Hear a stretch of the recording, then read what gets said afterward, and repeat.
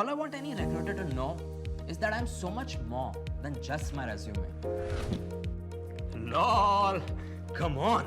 We both know that all these recruitment platforms are only designed for the companies to get what they want. They don't care about candidates like us. Not all, buddy. Have you heard of TAG? Karan Roy, data scientist. TAG scored 96%. Interesting. That's me. And thanks to TAG, now she knows all about my functional, behavioral, technical, and all other relevant skills.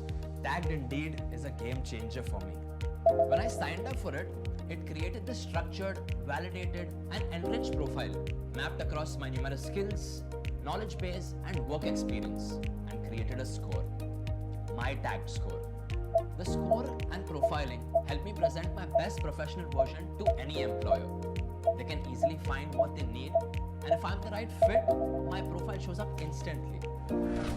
This way, TAG not only helps candidates like me land their dream jobs, but also figure out where they stand amongst their peers and also identify the areas they need to work on. Wow, this is just the kind of candidate I need. I like how detailed his profile is.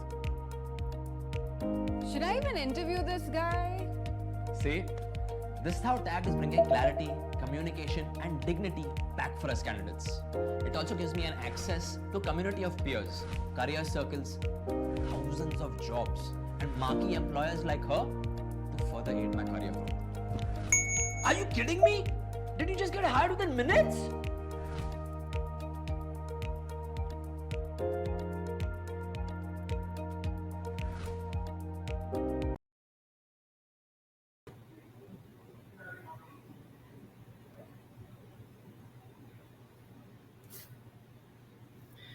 Wow, this is super. Every time I see this video, I always ask this question, why this wasn't invented before and why now? So thank you, everyone. Good evening. I am Vishal Bhardwaj. I represent TAG, and we are back again with a very interesting session on Career Live. This time, we are going to deep dive on pharmaceutical industry, which is very interesting. That's something that we get to hear a lot, many questions from candidates and by all the participants who are going to join this session today. Some of our members who are joining for the first time, just a small context as to what this session is all about and why we are doing this. So this, as an initiative, we introduced to answer a lot many questions that the candidate and the participants may have, but they don't get a forum to ask those questions. Our idea is to launch this kind of initiative is to equip with a lot of information to hear from the ground and finally pass on all that understanding so that we get to match the right talent with the right job. With that, I'm going to welcome my co-participants. So we have Kulbhushan Gupta, who is one of my very dear friend. He is a global head of strategy and excellence with Dr. Reddy's Laboratory. Kulbhushan, welcome to this session. Thank you. Thank you. So my absolute pleasure to be a part of this great convention, and thank you, Vishal, for having me with you all. So it's a pleasure to talk about how the pharmaceutical landscape has been changing. I have a total of about 29 years of experience, both in India and North America, and also have played the role of global HR head for about 6 years. So I know what it is to recruit the right talent into the industry and how do we, attract and retain talent. And I've seen the landscape changing very significantly from the times I was in GE to the time that I was doing the global role for Jubilant, which was into Domino's and pharmaceuticals and chemical space, to doing the similar role in Max and Sun Pharma, and now in Dr. Reddy's. I think I've been witness to about 20 years of how the pharma and chemical landscape has undergone a drastic change from the way they used to look at talent and hiring and to what it is now. So it'll be my pleasure to share that experience with all of you. Thank you, Kulbhushan. It's our privilege to have you here with us. So I'm going to welcome my second co-panelist. We have Pankaj Phatak, who is the head talent acquisition, talent and performance management with Dr. Reddy's Laboratory. A very dear friend, Pankaj, hi. Thank you for joining us today. I would request, in case you can just talk about yourself in brief, so that everybody knows on the group. Hi, Vishal and Tim. Thank you for having this meeting, especially on Fridays, because the energies are different. We have a coffee mug and it could be something else as well, but that's what Friday is all about. I'm in this organization for close to 2 decades now. Next year, I'll be completing 2 decades. And I've worked across, sales, international marketing, international HR. That's my forte. I was out of, India almost for a decade, operating out of Johannesburg and then based out of Ukraine as well, where the currently war is going on. I had the privilege to work in the HR function all across. So I bring in the perspective of not only HR, but holistic, roundabout of sales, marketing, and the HR from the international as well as from the domestic business. I would love to share my thoughts and answer any questions that would come up from the perspective of what Dr. is growth opportunities or what are the platforms that we have that can have an impact on the careers and the lives of the people who join us. Thank you, Pankaj. So, Pankaj and Kulbhushan, a very brief context. This session, as I mentioned, this is all about candidates, people who really want to understand pharmaceutical, Dr. Reddy as an organization. They want to excel in their career. But many times, they have thousand questions in their mind, but they don't get the right person to ask those questions. There's always a dilemma that people still believe what's the right question, what's the wrong question. I think we want to take this prerogative off, and we want to encourage all the questions that candidate may have. They can free to ask those questions right away. The idea from this session is so that after the session they have an abundance of understanding, going back and finally bringing back the talent to Dr. Reddy and in the pharmaceutical as an industry. So that's a whole motto of doing this conversation together. With that, Kulbhushan, I'm going to reference my first question to you. As you mentioned, Kulbhushan, I think you've been a veteran in the same industry for about 2 decades. I think who else can tell us about the landscape of pharmaceutical? Uh, I can tell you what we hear from the market. I think pharmaceutical is one of the industry that has seen the turnaround in past about 3 years, 4 years. We do understand pandemic happened because of the nature of an industry. Yes, it's supposed to grow, but I think the turnaround in terms of the innovation, the science and the capability this industry is bringing on the ground, it's tremendous. It's just off the book. Why don't you, Kulbhushan, help us understand what's next door for pharmaceutical in terms of landscape? Do we see the similar growth in next about 2 3 years, or what is supposed to happen in the same arena? Hmm. That's a great and a very huge question. So I'll let me take some time to respond to that, and I'll try and cover various facets to this question. Uh, First of all, one thing which probably people who follow pharmaceutical industry would know, that we have been witnessing a huge consolidation in our major markets like US, customer consolidation. At one point in time, when there were 10 to 12 major players in the market, now those have reduced and consolidated to about 4 or 5. And what it does to generic pharmaceutical industry is puts in a lot of pressure on cost, productivity, innovation, because now those four giants, they actually call the shots. So from the time that when I ventured into pharmaceuticals in back in 2003, we used to we were gods in the industry. We had monopoly, right? We could demand 80% margins, 90% margins on our products, and we didn't care about service levels to the customers. From that time to now, it's a huge change, significant change. And if I were to summarize that change in probably a saying that I heard a long time back was that the biggest problem that we face as an industry is that the biggest problem is actually about the future. The future comes before we are ready for it. So what the pharmaceutical industry is actually going through is a phase where they are looking to make their organization, every pharmaceutical company is looking towards making their organization a future proof organization, or a future ready organization. Now, Yeah. what does that translate into when it comes to the kind of roles the pharmaceutical industry has opened up to now? So, from a very conventional approach, or from a very, very science driven approach, which used to be the hallmark of every pharmaceutical industry, today it is much more than that. What does that mean? So it means, for example, let's say in the R&D function. Now, where the scientific community, so people who do their graduation and post graduation in chemical engineering or in pharmaceuticals, they are definitely going to be in demand because the domain will not go anywhere. But what is additionally coming into the space of R&D is the ability to use digital, for example, right? How can we utilize various algorithm-based, simulation-based softwares in order to cut down the cycle time for development, right? If we had 3 4 years to develop a product which is semi-complex, Today we don't have that luxury. So in order to cut down the lead time for development, there are jobs which exist today in the R&D space for people who have a very good know-how of using machine learning, artificial intelligence, various simulation softwares, which are static and dynamic simulation softwares. I'm not going into details of which softwares, but yeah, there's a huge opportunity there for people who deal with this.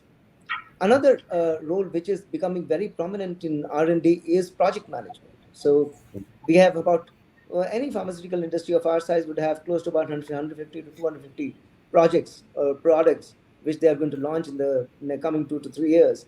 And if that's the size of the portfolio, you can imagine the amount of pressure it would put on project management. So how effectively can we create a project management structure which reduces the buffer at every stage, reduces the lead time, and at the same time provides a very meaningful and effective stage gate process so that we are able to launch effective products at the same time. So that's another area, project management, which is growing in importance. Third area, I think, is Lean and Six Sigma. So while agility and flexibility no longer belongs to only manufacturing arena, but now everywhere that we venture into, or every discussion that we have with the board or with the senior management, there is a huge ask for agility and flexibility. So there are a lot of professionals in Lean and Six Sigma who are being hired within the R&D portfolio too, especially Six Sigma, because the QBD principles of design space optimization, which have been mandated by the ICH guidelines, those guidelines are alluding to the usage of Six Sigma in an extremely big way, so that we push products into commercial space, those products which are actually robust. They're optimized at the design stage itself. So these are the three very critical new job roles that I see happening within the R&D space. Right. Now let's talk about quality function. Within quality function, apart from, as I said, people who come from the domain of pharmaceutics, their demand, their core jobs will anyways continue. But what is gaining more traction today in quality function is the industry is realizing that quality is no longer about just compliance. That will be a very myopic view of looking at quality as a whole. So in order to have a very holistic view of quality, everyone is again looking at productivity, samples per analyst, or how many people do we have producing what quality assurance. So if you look at a conventional pharmaceutical industry, about 30 to 40% of the manpower belongs to quality function of the manpower which resides in any of the sites, right? Now, it's not about the number of people actually, but it is about what they're doing, right? So can we have about 60% or 70% of the population doing the core work of analyzing, ensuring quality, doing quality control, but can 20 or 30% population start looking at creating fail-safe, creating better root cause capability, using statistics in order to drive at the right root causes? Can we use machine learning again? Can we use human errors prevention as a technique? So we have had actually practically people from even automobile sector, for example, who have worked on human errors prevention and Pokayoke specifically to error-proof various areas. So the quality function has seen more people being hired from the space of digital, again Six Sigma, people who come from even automobile industry to provide full kitting, inventory management, better material flow, more agility into that space. Right? Now, if you talk about manufacturing function, for example, used to be hugely populated by people who understand how to run, various equipments, be it reactors or be it compression or granulation machines, and have knowledge of pharmaceutics. But today, there are more and more people being hired again from people who can actually drive a lot of asset productivity. So people who come from the TQM and PPM background, those people are being hired in hordes. For example, I run a team of about more than 40 people who are looking at asset productivity alone, right? And they've been able to create a 2x productivity from the same asset base in the past 3 years. So that speaks volumes of how we can become more competitive. So in short, if you look at the landscape, it has become more open, more welcoming to people coming from different industries, people coming from different arenas, because productivity is the name of the game today. In order to create a future-ready organization, we have to create a huge profitability and a productivity engine within the organization. And therefore, you will need people from these coming from these different backgrounds, carrying these different skills. Wonderful. So, Kulbhushan, I think this gives a great flavor of what kind of talent will be required basis the change in dynamics within pharmaceutical as a sector. Another question on the same line that I have for you is, before 2019, before the pandemic, pharmaceutical industry's growth rate was average between 10 to about 13%. That's an average growth rate that has happened.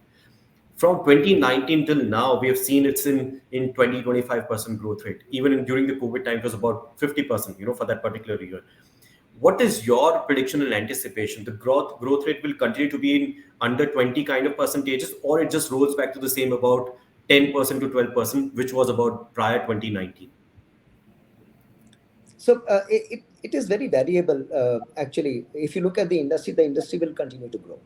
Uh, Sure. while the industry will continue to grow at a very good pace because of the obvious reasons, more or less the pharmaceutical industry remains very immune to various slowdowns in economy, and therefore I would say there is a very good growth rate predicted for the pharmaceutical industry. Now, may still translate into different fortunes for different companies. Companies who have very good productivity engine within, they have a very good portfolio of new products that they can infuse into the market from time to time, will have a much better growth rate, right? While the companies who fail to do that will see a dwindling growth rate. Yeah. All right. Wonderful. The other question, Kulbhushan, now I'm putting you in a hiring manager shoe, Kulbhushan. Now that's some of the question. Anticipate a candidate asking this question to you, right? So from a Dr. Reddy's standpoint, if you are the hiring manager, Kulbhushan, what are those do's and don'ts that you recommend to all the candidates, participants who are looking forward to and aspirations to join Dr. Reddy in future? As a hiring manager, what do you see that candidate should pursue, in an interview while going through the process, and what's something they should just stay away, while just touching those elements during the interview process? Okay, tricks to pass an interview in Dr. Reddy's with Yeah. flying colors. Okay, so I would tell you what I look for in candidates when they come in, and I do interview candidates for practically all these functions. I sit in those interview panels as well. I think the obviously the first parameter goes is all about the technical skills. So that's core.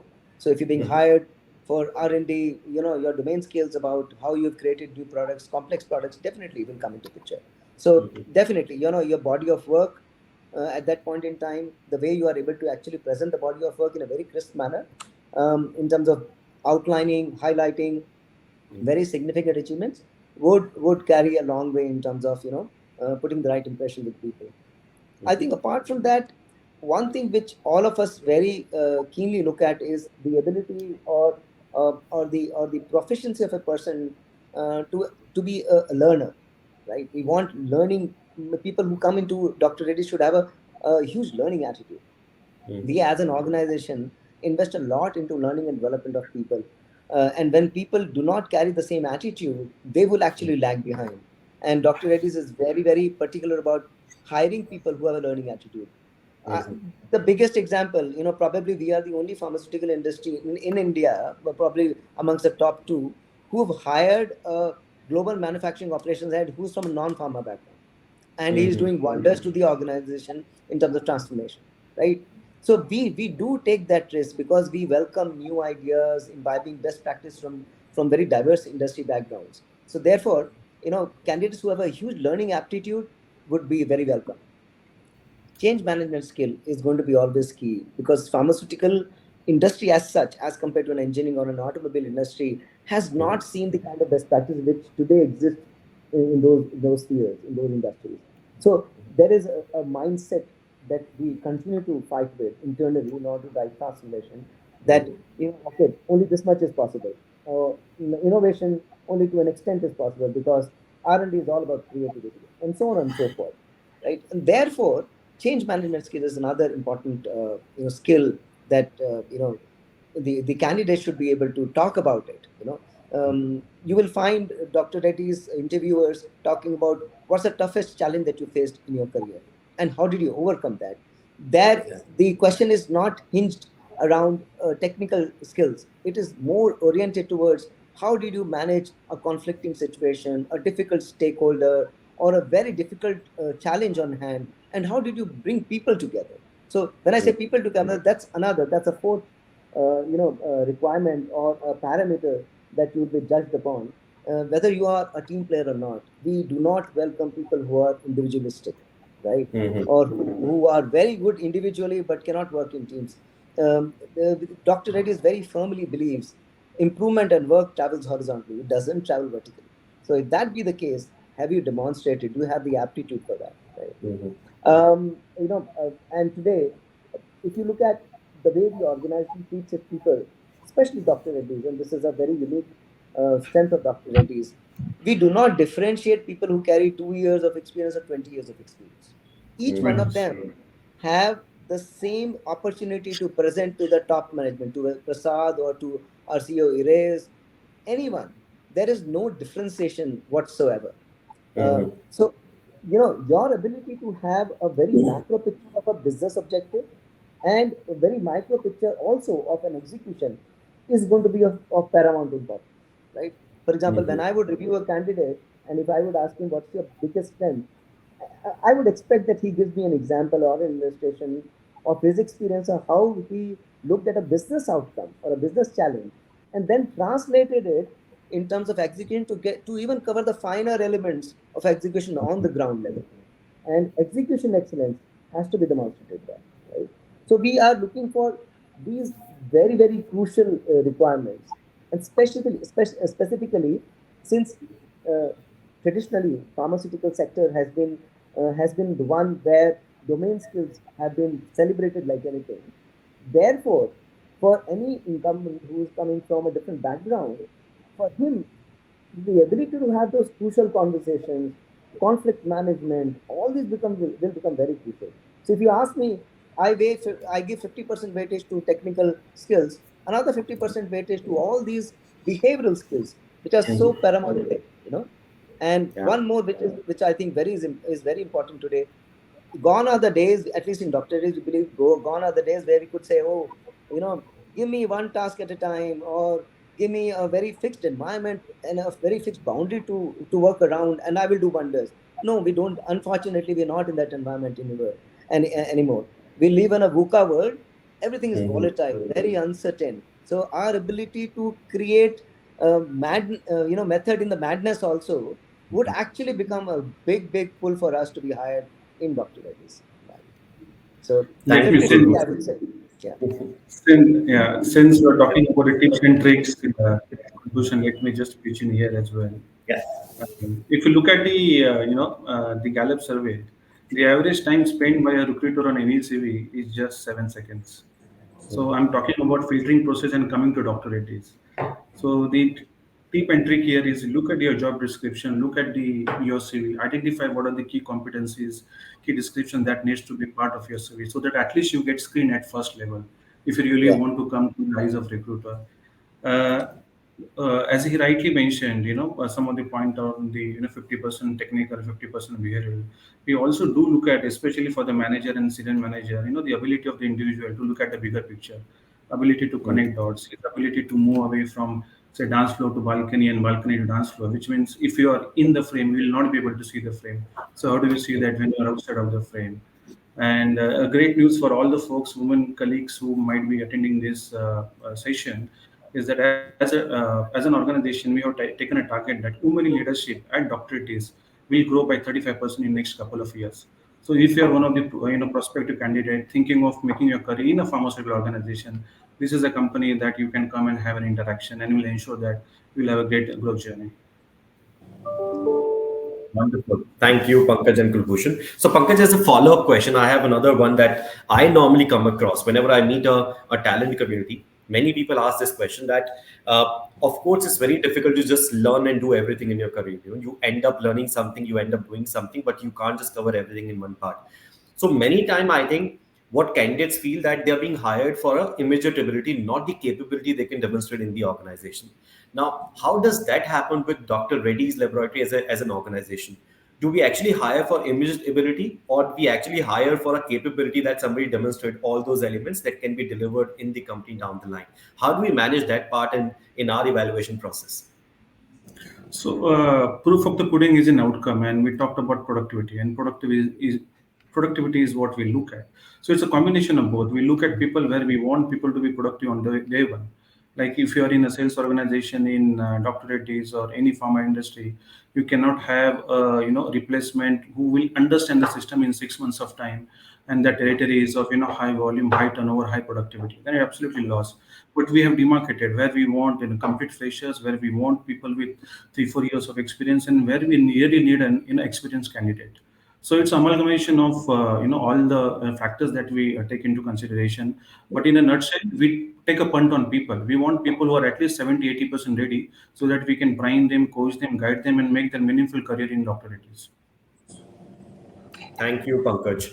So, Pankaj, I think your career is an inspiration. So, every time I interact with you, I take some inspiration out of that. You've been through with the same company, hopped through multiple levels, not just levels, rather, you've been into different diversified departments. I think that's what everybody has an aspiration for.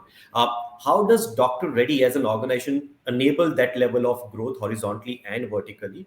And how much upskilling programs happen within your paradigms? What are those programs? I'm sure candidates here would like to understand that better so that they have some aspirations attached to the same. Okay. You asked about me, and how did company take care of me.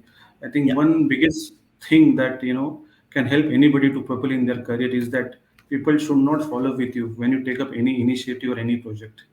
Is the essence. No, you'll not find this in books, you'll not find this in anywhere, but this is purely from the experience, which Kulbhushan also touched upon. The project management skill, absolutely critical, whether you're an individual contributor or whether you're CEO of the organization. So that's a Mhm.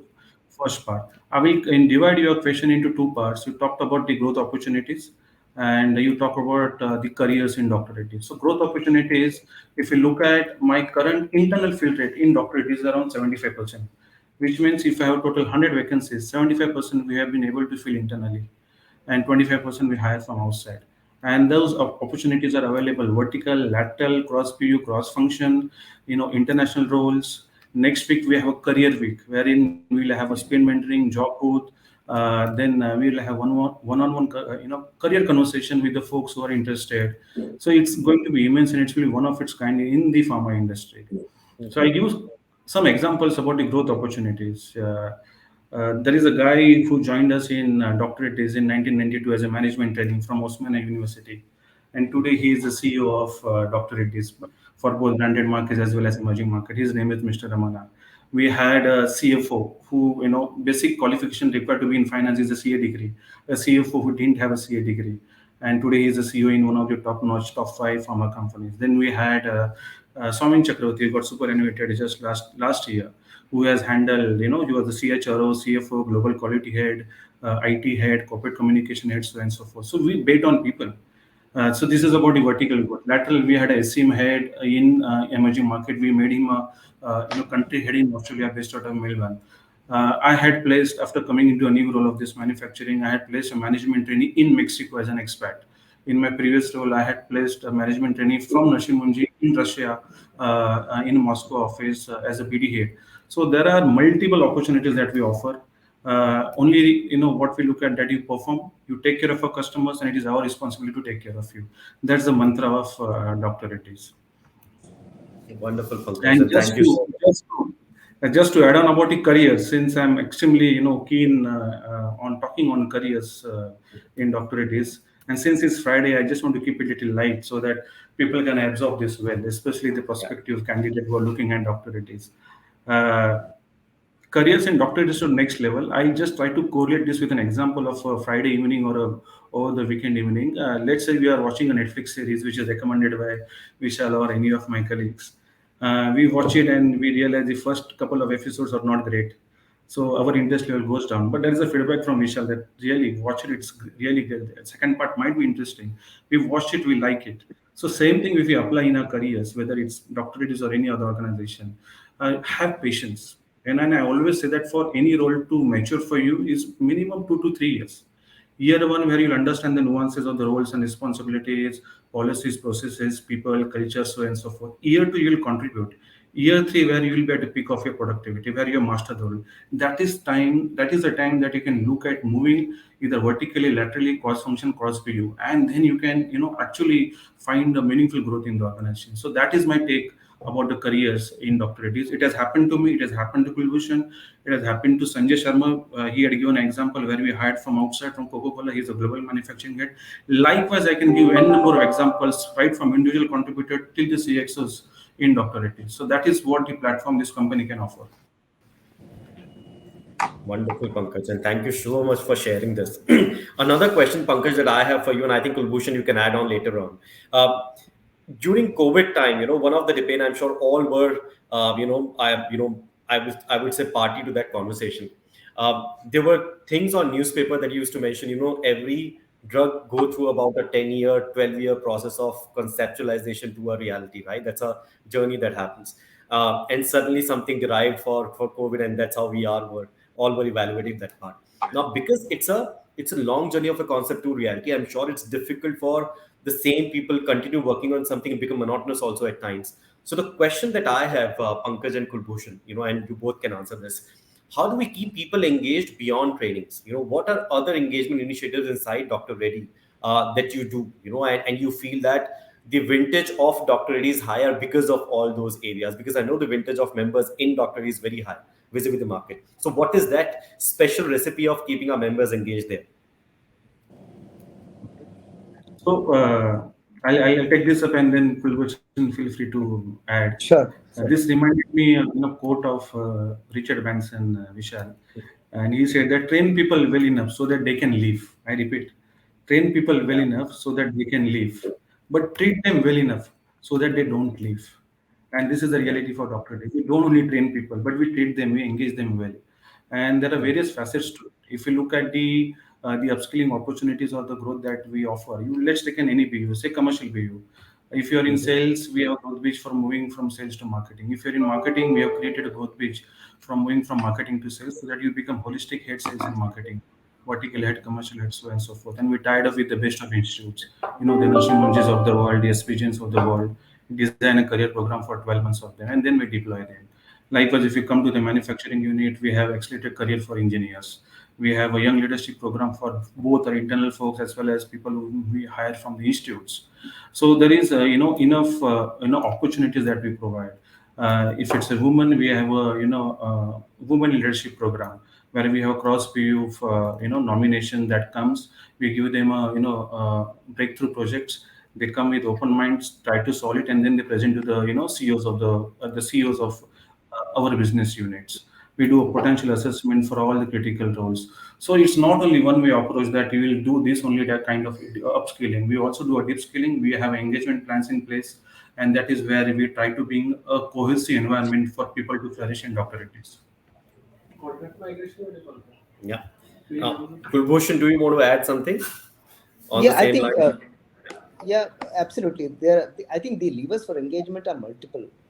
Uh, First of all, I think if you look at Gallup, one of the key questions out of Q12 is whether you have a Mhm. friend in workplace.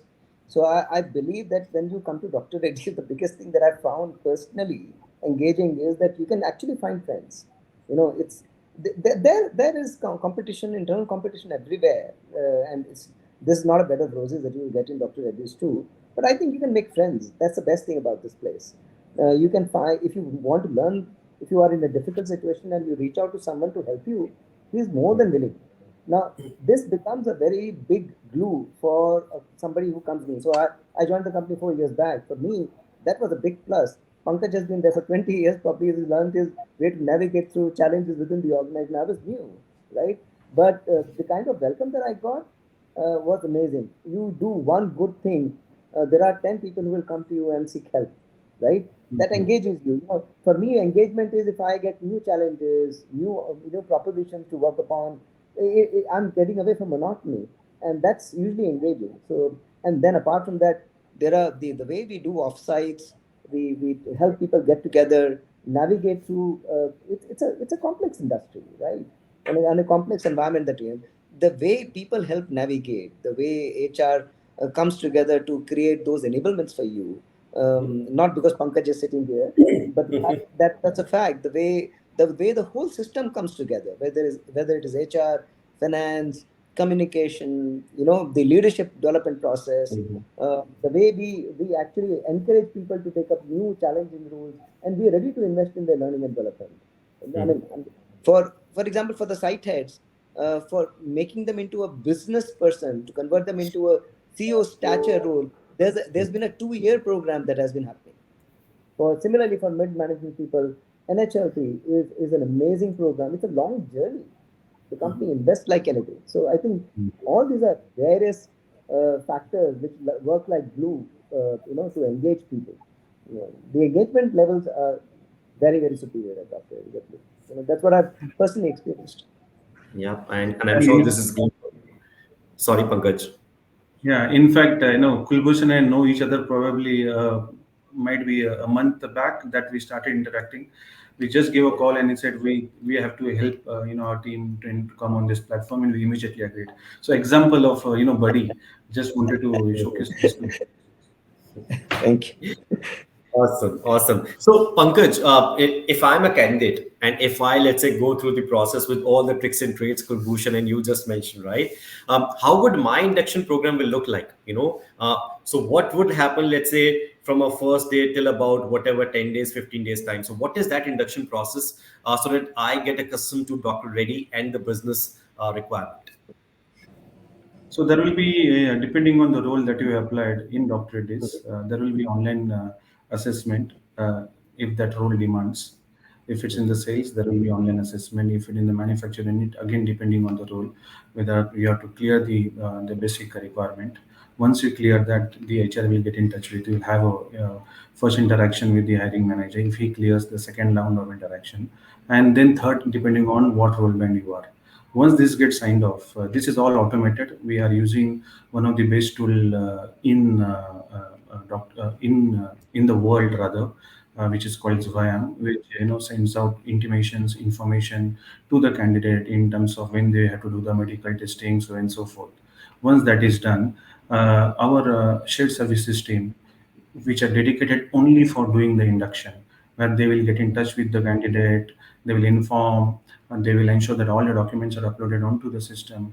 And when the before the date of joining, they'll also engage with the candidate. They'll give a call: is everything all right? Any support specific that they need? Any document is pending? So that conversation happens. But day one, when the induction happens, it happens in LA, which is a leadership academy, and all the the biggies, they come in, they present their respective function, they talk about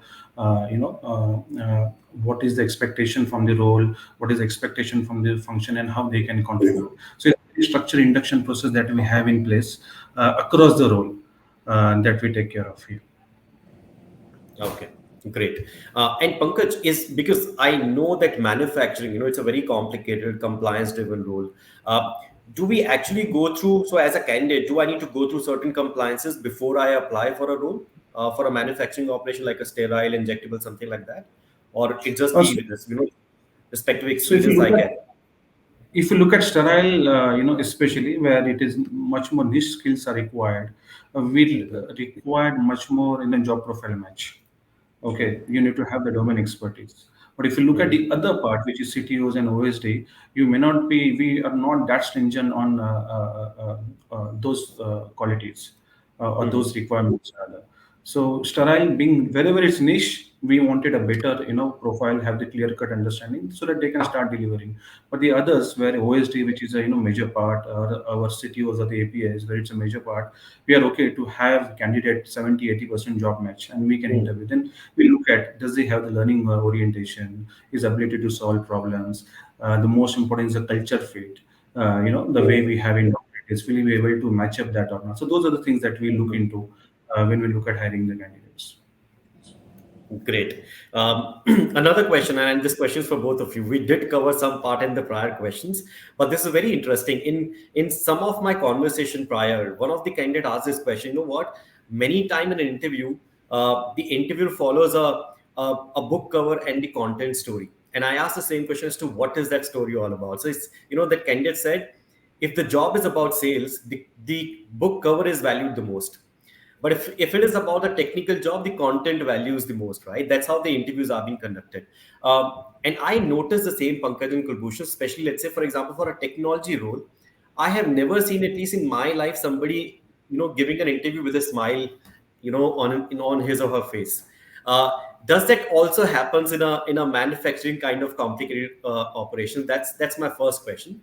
Second, is it a norm? Means, do we really encourage people to be in that kind of interview schedule, or we appreciate people just be comfortable, smile, and be confident about giving answers to the question? So, how does that happen, and what do you want to recommend to the audience who are listening to this question right away? So I will take it up, and then contribution you can add. So first thing that we do in doctor is in my last 2 decades, what I have seen, we make the candidate comfortable. Okay, we don't call it as an interaction. We say it's a discussion. The discussion is most to understand his perspectives, our expectation, and when there is a match or not. Even if there is a match, then how do we take it forward? We have a technical panel, we have a HR panel. Normally, I recommend that both technical and HR come together and have a discussion, because HR also increases his understanding about the technical capabilities or the job role. In my view, the hiring managers are pretty good in Dr. Reddy's, and they also follow the same principle. And you talked about smile. Most of the time, 90% of the time, I have seen people. They have come smiling, and if they have got the job, yes, they are super smiling. But even if they are not, we always put it in a way that there is an opportunity enough. There is no dearth of opportunities in doctorates, and then we play that card well enough. Sachin and team of yours has been working with us, and you can check the how we make employee the candidate comfortable. Even the recruitment agencies that they work with us, we call them as recruitment partners. They are not agencies for us. They are not vendors for us. So that is the value that we bring in when we interact with the folks. Kulbhushan, if you want to add anything. Yeah, I completely echo. In fact, I remember my own interview. In fact, my interview, though, was scheduled for about only, I think, half an hour, 45 minutes, went on for about a couple of hours. And I think we talked about a range of things, from family to movies to driving, and to technical stuff. It was more of a, like my manager wanted to know me better as a person than as a technocrat. You know? So I think that was very welcoming. And I, when I hire people, I exactly do the same thing. So just to give you an example, just yesterday your team presented a candidate to me, and two candidates. One I absolutely approved, and we have shortlisted, and we're going ahead. And the other candidate, though he was not exactly fitting the bill in terms of the competencies he carried, and would want somebody like that to hone his skills first to an extent. But we left the conversation with a development plan. And I said, if you embark upon the development plan and connect with me in another 6 to 8 months, I would be more than glad to hire. So the idea is that every candidate comes with a set of experience. We say there is nobody who is unfit. People can be misfit. So I think that mantra is something that most of the people, most of the hiring managers in Dr. Reddy's would follow. That nobody is unfit. So we need to respect the competencies that the candidates bring in. We have to look at the fitment for those competencies and try our best that if somebody has a learning aptitude, then let's have it. Because the attitude will always be far more potent than technical skills. If the attitude is there, right aptitude, right behavioral skills exist in a candidate, we as a company would be more than willing to place our bets. Great, thank you. And I think I can continue asking questions. I have thousand in my mind, but I want to leave this option to our audience also. In case you have any question, please feel free to leverage our chat window. We are all here to answer any question that you may have. By the time we do that, I just have another question, and this is for Pankaj. You did mention that there's a great opportunity inside the company. People can move over from one career, one department to another department. You've been an example in that. Is there a particular time frame within that IGP as a policy that happens, that you have to spend about XYZ hours in the same work, same department? What is that policy all about, Pankaj? So we have internal job postings that you just talked about. The time frame we say that minimum 2 years that you should have spent in that role, and then you can apply. You can apply for the international roles. You can apply for the cross function roles, so and so forth. Because if it's less than 2 years, you are not doing justice to your role. That's the entire concept. So we want people to spend, and there are also we have it's not that it's a hard and fast rule that 2 years, but we have also done certain exceptions. We have fast track careers of some of the individuals who have joined and done exceptional work in a span of 1.5 years, 1 year. So there could be exceptions, but by and large we follow this principle of 2 years. As I mentioned, 1 year understanding, second year contribution, and third year you are at a peak of your productivity. So until and unless you do justice, I don't see or recommend that you move into a next role. All right, thank you. One of the question, interesting question, I think we did cover in our first part, but Kulbhushan, I'm going to route that question to you. One of our participants is asking that we anticipate global recession in 2023. Now, that's there in news, right? It's not in reality, by the way. But do we anticipate that happen in 2023 and its impact on pharmaceutical as an industry, Kulbhushan? So I cannot predict more than the pundits who can predict whether the global recession will happen or not. But I can tell you, we live in a, as I said, we live in a VUCA world. It is, if you ask me, are there symptoms of it being around the corner? I would say yes, there are symptoms. What impact it will have on pharmaceutical industry? It will hugely impact every industry on earth. For certain industries it could be a huge and very, very severe impact.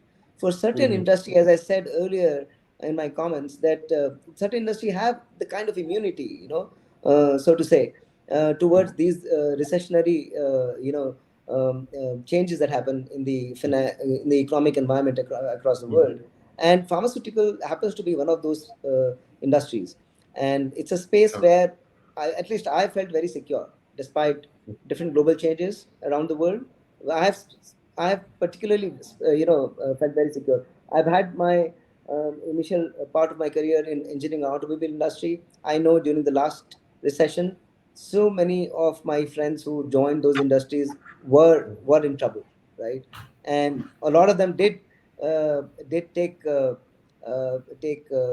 shelter within the pharmaceutical space as well, right? So I would say, don't worry about the recession. That's good for the world, because unless and until that happens, we do not become conscious about how to save our Right. environment, how to be conscious about cost and productivity. So don't worry about that. That will add more skills, and every such global change that has come in has created newer job roles for people, and very diverse one at that too. So don't worry. You will have umpteen people who will be takers for you. Yeah, So I just always, yeah, yeah, Pankaj, go on. just me just come in. I think I don't know who has asked this question, but eventually output would be on people. If the recession happens, if the salary cut, job cuts, so and so forth. But if you look at doctorates, I have seen recession in doctorates because I stayed here for a long, and also part of the pandemic. We are the one organization where we have paid increments and we pay to people even in the pandemic. And pharma industry per se, it's a recession proof. It gets impacted as mentioned by Kulbhushan, but still, it's what company stands for are the values, the culture, and till now, in my tenure of pretty whatever short or long tenure, we have been taking care of our people in terms of whether it's increment, incentives, payout of VPAs, long-term incentives, so and so forth. So if you are looking at recession, if you're looking at joining doctorates, don't worry about it, because we till now we have a track record of doing this well for our people. Yeah, and to all our audience, just to give you a little more confidence, I think it's a part and parcel of the industry we all work in. But always understand the biggest innovation in the brands are created during recession. If you go through 2008, Facebook, Yeah. Groupon, were the inventions during that time. In the current recession during COVID, you've seen the e-commerce picking up, right? The electronic payment system boosted the entire economy in that segment. I think that's the kind of innovation will come through in case that happens, and that brings more career space for everybody in house down the line. With that, Kulbhushan and Pankaj, I'm going to take the last question because of the time. I don't want to extend the time too much there. The other piece, one of the candidates is asking is, you did mention that we are open to hire people from non-pharma background. Um, do we earmark roles, certain roles that, these are the positions where we can look at non-pharma talent, and these are the positions where we need pharma talent? Is that the kind of marking which happens inside the organization? So, So, go ahead, Pankaj. God. So I think there to an extent, yes, some of the roles are very well earmarked. For example, today in R&D we hired somebody from the automobile background who has worked in the R&D space for driving excellence in execution, right? So such roles are earmarked. So we create a job description for them, and we hire people from digital background, from people who have implemented RPAs, or people who have implemented who are good at data science, machine learning, artificial intelligence, lean, Six Sigma, right? Project management. So there, those roles are earmarked. At the same time, when we interview people who have more of an intersection role, who are going to manage multitude of initiatives across functions, the idea is not to get confined with people only from pharmaceutical domain. So we are pretty much open to hiring. For example, our recent hire, who is a supply chain head.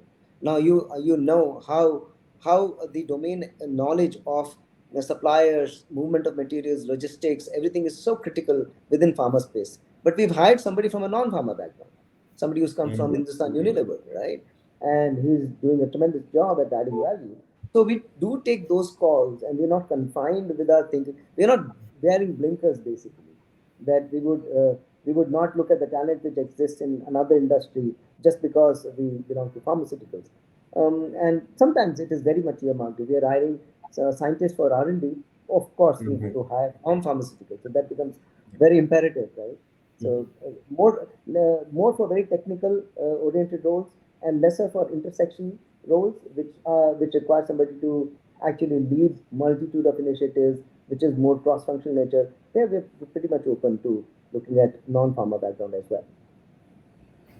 Great, Just thank to you. Yeah, Pankaj, just go to on.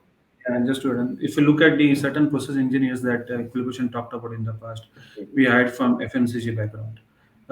We have earmarked certain roles, say self-managed team, what we call in doctorates, where 10 plus 2 graduates, we hire them, we put them in journey, and then we absorb them into a role. If you are from, say, NITI, NIT Kanpur, tier 1, tier 2, tier 3 colleges, then we hire them and we put them again at a 12-month or 9-month of journey across functional stream, and then we absorb them. So we do hire people from non-pharma background. We believe that fresh thinking, fresh lens are required, and we are open to hiring more. However, it depends on the role, the context, and the BU that you are applying for. So that please keep in mind. And we are all always open to look at people who has got fire in the belly and the attitude and the learnability to create an impact. So Wonderful. Vishal, sorry, as I'm seeing this chat, I know there is one important comment, which is, I think, Sachin. What was the, if you're okay, can I take this up? Yeah, yeah, please do. What was the impact of Russia and Ukraine war on DRL? And as you have significant exposure in this market, so this is very close to me because I was the regional HR head based out of Ukraine, and I'm still in touch with those folks, though I'm in the manufacturing setup.